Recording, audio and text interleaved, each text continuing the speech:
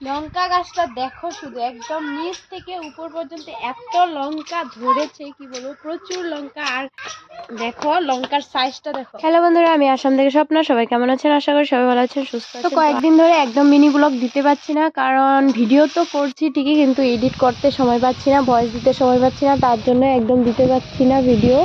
তো যাই হোক, আবারও একটি নতুন ভিডিও নিয়ে চলে আসলাম, রান্নার ভিডিও। যা রান্না করি তাই তোমাদের সাথে শেয়ার করি, যা কাজ করি তাই তোমাদের সাথে শেয়ার করি। বন্ধুরা, আমার ভিডিওগুলো যদি তোমাদের কাছে ভালো লেগে থাকে তাহলে আমাকে একটু সাপোর্ট করো, আমার পাশে থেকো। আর যদি ভালো লেগে না থাকে তাহলে স্কিপ করো, আমাকে খারাপ বাজে কমেন্ট করো না, মন ভেঙো না, কারণ সবার কমেন্ট দেখি কিন্তু উৎসাহ বাড়ে, আবার মনটাও ভেঙে যায়। বর্মাশা এনেছিল বাজার থেকে চিকেন, তো চিকেনটা আমি রান্না করলাম, দেখতে পারলে কেমন। আর কি জানি না, আমার চিকেন কষা খেতে এত ভালো লাগে, কি বলবো, মানে চিকেন না, সব মাংসই কষানি মাংসটা যে থাকে মশলা থাকা, ওইটা কিন্তু খেতে আমার অনেক ঝোলের মাংস কিন্তু খেতে এত টেস্ট লাগে না, মানে কষানিটাই খেতে ভালো লাগে। তার জন্য আমি দেখো 4 পিস উঠিয়ে নিলাম, বরকে দিলাম, আর আমি নিজেও খেলাম।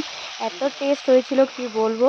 কিন্তু বন্ধুরা, এখানে একটা আমি ভুল করেছি, মানে ধনিয়া পাতা দিয়েছিলাম। ধনিয়া পাতা দেওয়ার জন্য কিন্তু আমাদের মাংস তরকারির যে সেন্টটা ওইটা চলে গেছিলো। তোমরা এটা করবে না, কারণ গরম মশলা দিলে, ধনিয়া পাতা দেওয়ার সাথে সাথে গরম মশলা সেন্টটা চলে যায়, যার জন্য কিন্তু কষানিটা এত টেস্ট হয়েছিল কি বলবো। ভাবছিলাম আজকে অনেকটাই ভালো হয়েছে তরকারিটা, কিন্তু ধনিয়া পাতা দেওয়ার সাথে সাথে। যাই হোক বন্ধুরা, আজ থেকে আবার নতুন করে মিনি ব্লগ দেওয়ার রোজ রোজ চেষ্টা করব। তো আজকে জন্য টাটা, সবাই ভালো থেকো, সুস্থ থেকো।